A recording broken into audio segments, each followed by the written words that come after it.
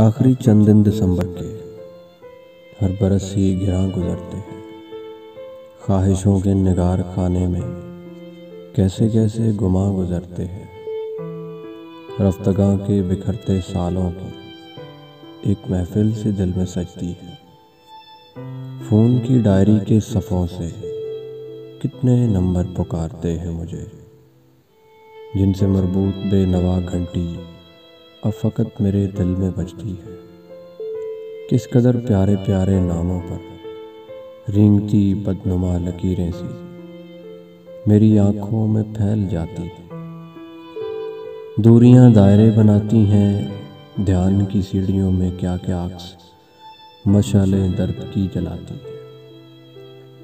ऐसे कागज़ पर फैल जाते हैं हादसे के मकाम पर, जैसे खून के सूखे निशानों पर चाक की लाइनें लगाते हैं। हर दिसंबर में सोचता हूँ मैं, एक दिन इस तरह भी होना है। रंग को रोशनी में खोना है।